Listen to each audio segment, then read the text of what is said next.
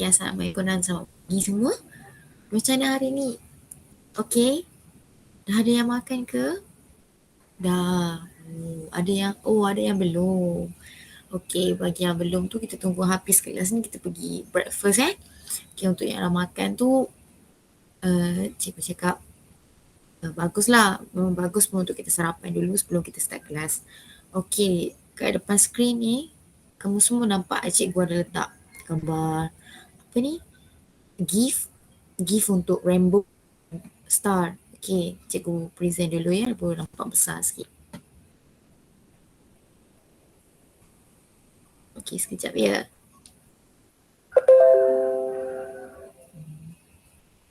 Okay, sebelum tu, ada yang rasa mengantuk ke?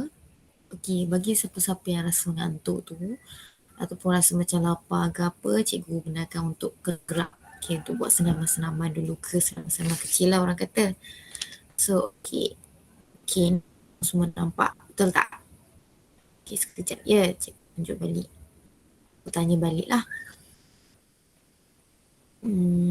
Okay, dekat skrin ni kamu semua nampak ada gambar rainbow iaitu pelangi dengan bintang. Cantik kan bintang ni, dia berkelip-kelip.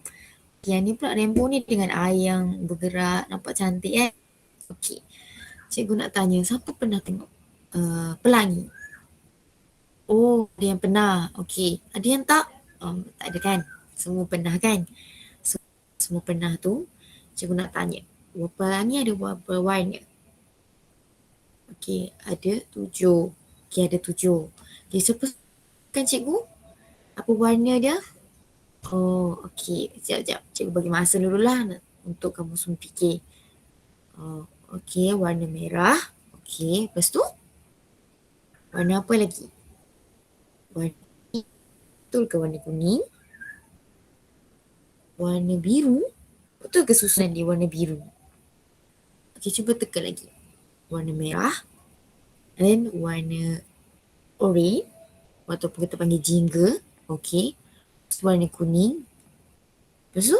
Tak tahu dah. Okay. Untuk susunan dia boleh tengok balik lah nanti. Tapi ada warna-warna yang kita nampak kat skrin. Warna merah, orange, biru, kuning, hijau. So, itulah warna-warna pelangi. Okay. Untuk gambar yang kedua pula. Cantik tak bintang ni? Dia berkelip. Okay. Cikgu nak tanyalah, siapa yang duduk kat bandar? Okay. Okay, untuk yang duduk kat bandar tu, jarang ke ataupun selalu nampak bintang? Okay, jarang kan? Okay, sebab jarang. So, yang duduk dekat kawasan luar bandar, mesti banyak nampak bintang kan? Sebab dia gelap, so kita boleh nampak lagi banyak bintang. So, cikgu nak tanyalah, siapa suka tengok bintang? Okay, ramai suka tengok bintang. Cikgu pun suka. Cikgu pun dulu masa kecil-kecil, cikgu suka cari bintang. Kalau malam-malam tu cikgu keluar, dan cikgu tengok kat langit. Memang cantik. Memang nampak lah bintang tu memang banyak sangat. Compare tu sekarang lah. Sebab sekarang banyak cahaya, pencemaran cahaya semua tu. Jadi bintang tu tak nampak sebab langit kita terlalu cerah. Dengan cahaya-cahaya lampu, cahaya-cahaya bangun dan semua tu. Okay. Ada yang terfikir tak? Macam mana cahaya pula. Macam mana pelangi dengan bintang berkelip-kelip tu boleh kehasil? Ada siapa-siapa boleh fikir tak macam mana dua benda ni? Ada siapa-siapa pernah terfikir macam mana dua benda ni boleh jadi macam ni? Pelangi tu boleh keluarkan 7 warna. Nanti bintang tu kita nampak daripada jauh, dia nampak berkelip-kelip, nampak cantik je bila tengok. Ada siapa-siapa nak cuba? Oh, daripada bila hujan turun, so tiba-tiba pelangi tu keluar. Macam tu. So bila hujan turun memang pelangi tu tiba-tiba keluar. Okay. Kalau bintang pula memang ada cahaya dia. Oh, okay. Kamu yakin dengan apa yang kamu jawab tu? Okay. Okay, hari ini cikgu nak ajar kamu semua tentang mengapa dua benda ni terjadi. Macam mana proses dia ataupun macam mana fenomena ni dengan bintang berkelip-kelip boleh terjadi. Saya nak belajar. Semua angkat tangan. Okay, kat Google Meet ni kita boleh angkat tangan kan. So raise your hand. And And boleh Kak Mat juga nak cakap kamu semua teruja nak belajar hari ni. Kenapa dua benda ni kamu nampak cantik boleh terjadi macam ni. Okey, baiklah kita akan sambung dengan uh, tajuk yang kita akan belajar hari ini.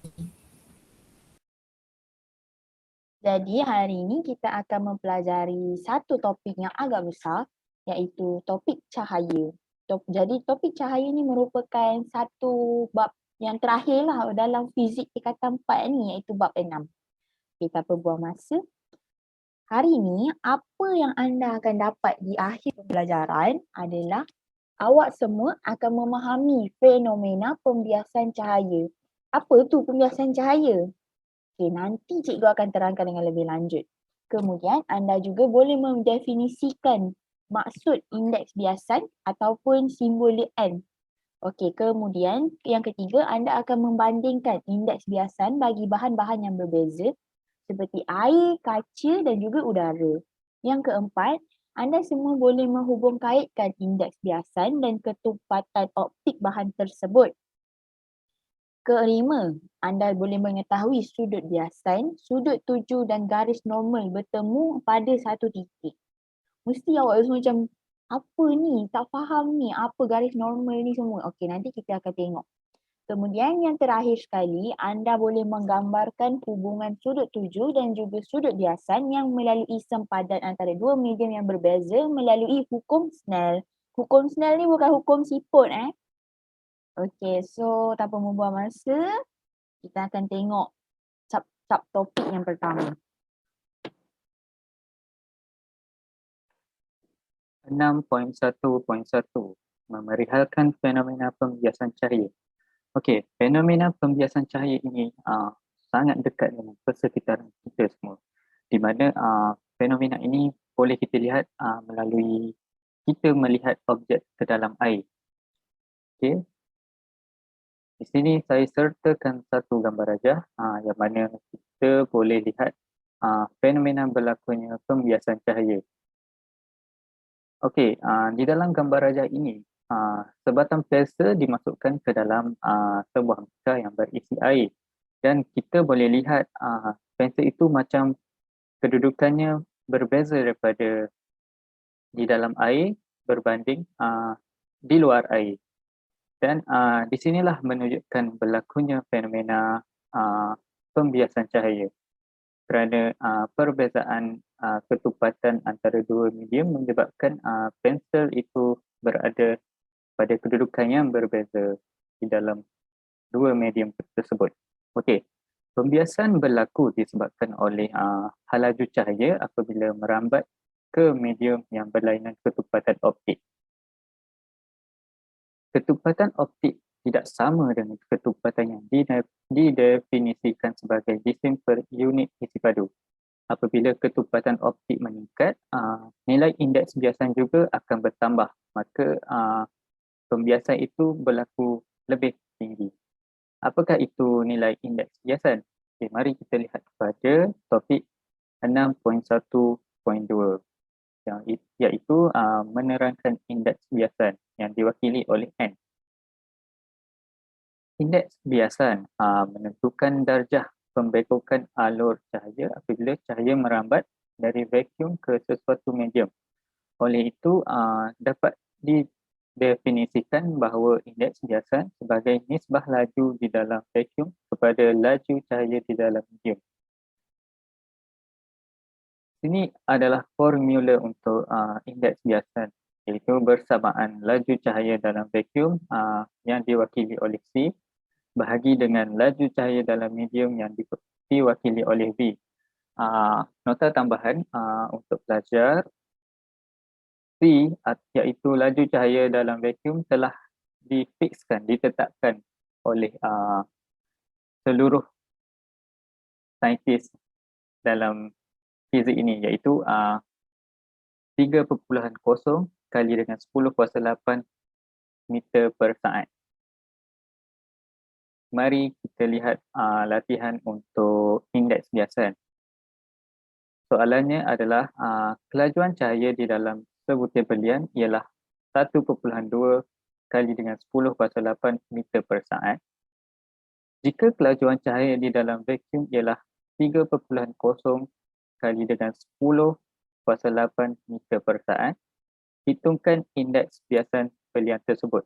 Okey, dari soalan ini kita boleh lihat seperti yang saya bagi tahu tadi bahawa 3.0 ini kali dengan 10 kuasa 8 ini telah ditetapkan, iaitu halaju cahaya. Jadi kita labelkannya sebagai C. Manakala 1.2 pula adalah halaju cahaya di dalam medium, iaitu B. Maka mengikut formula tadi, indeks biasan adalah C bahagi dengan V. Jadi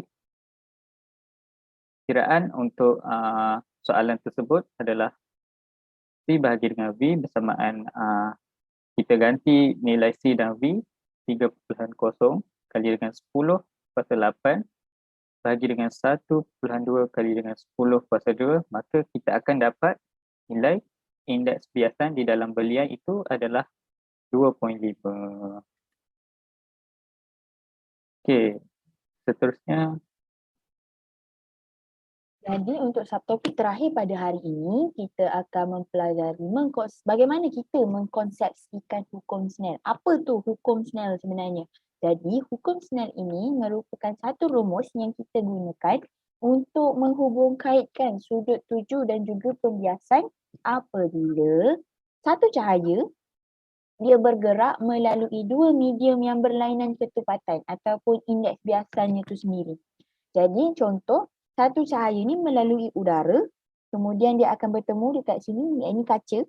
So dia lalu sini dan dekat sini dia akan masuk ke kaca. Jadi macam mana kita nak kira sudut biasan dia ataupun sudut tuju, kita akan guna konsep hukum Snell ni. Okey, apa formula dia? Jadi formula dia adalah N1 sin I sama dengan N2 sin R. Jadi dekat sini kita akan gunakan yang bawah ni. Yang ni. Okay.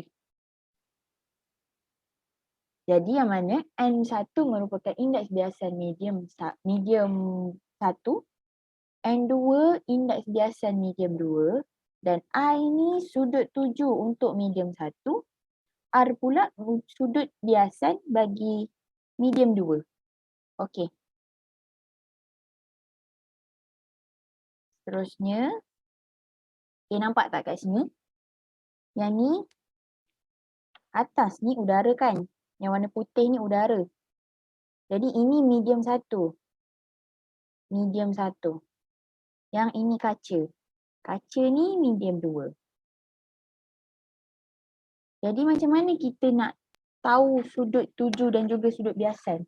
Jadi selalunya sudut tuju itu daripada I tu kita ambil mestilah daripada medium yang kurang tumpat.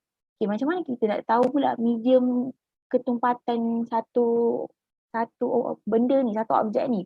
Jadi dalam buku teks muka surat 234 kita boleh nampak indeks biasan each other tu yang benda-benda lain tu berbeza-beza. Macam udara, indeks biasanya 1.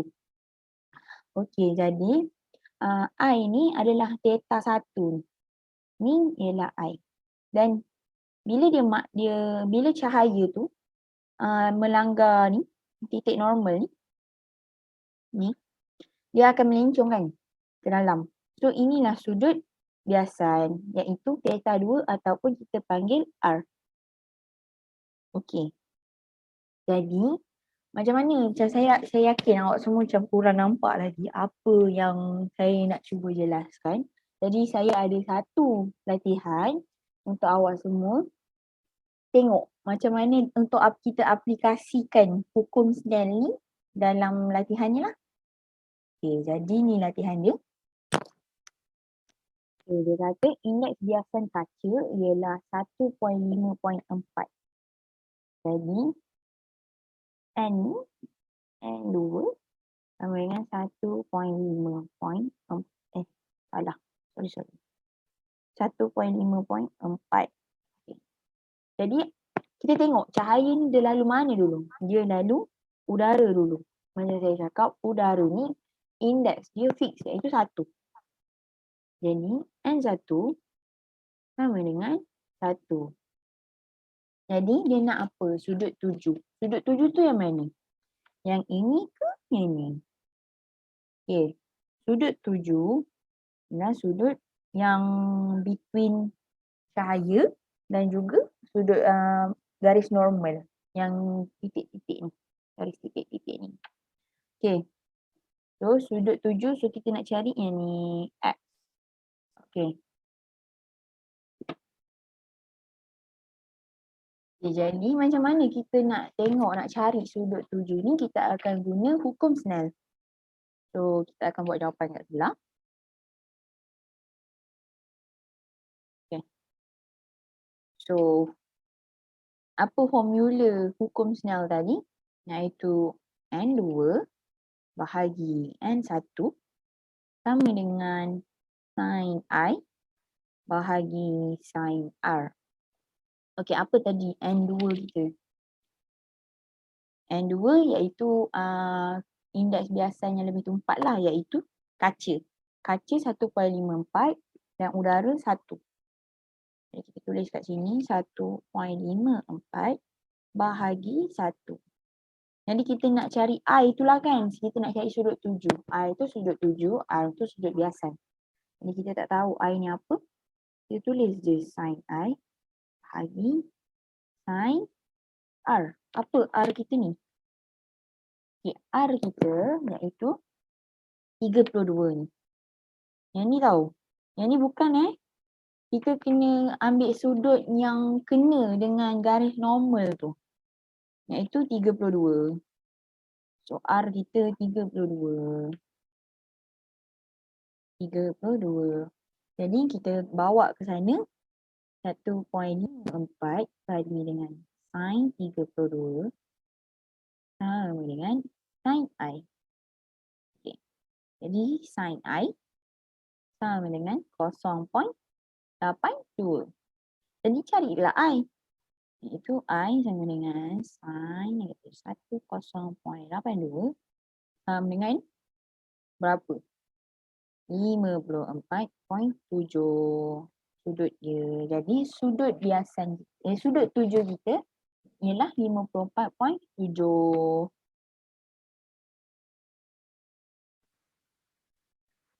Baiklah, sebagai rumusan untuk pelajaran kita pada hari ini iaitu tentang bab 6 cahaya, subtopik 6.1 pembiasan cahaya.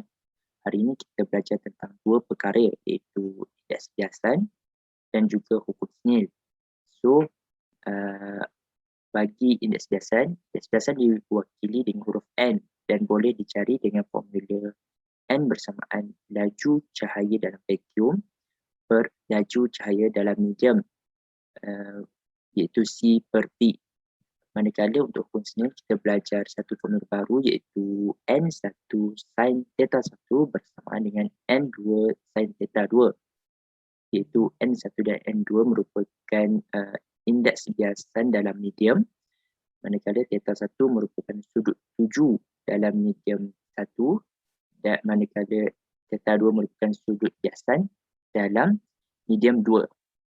Jadi apabila N1 merupakan udara, medium udara, kita boleh mencari sudut biasan dengan satu lagi formula iaitu N bersamaan sin I per sin R, iaitu I mewakili sudut 7 dalam medium udara dan R mewakili sudut biasan dalam medium 2. Jadi saya sertakan sedikit kerja rumah untuk kamu sebagai latihan pengukuhan untuk memantapkan lagi pemahaman kamu tentang bab pada hari ini. Jadi kamu boleh lakukan latihan formatif 6.1 pada buku teks muka surat 241. Jawab soalan 1A, B dan C. Itu sahaja, sikit je. Dan seterusnya, okay, saya rasa itu sahaja daripada saya. sekiranya kamu ada masalah tentang topik yang kita belajar pada hari ini atau apa-apa saja masalah, kamu boleh hubungi saya melalui WhatsApp. Saya rasa itu saja. Jadi kita jumpa lagi dalam kelas akan datang. Sekian, terima kasih. Assalamualaikum warahmatullahi wabarakatuh.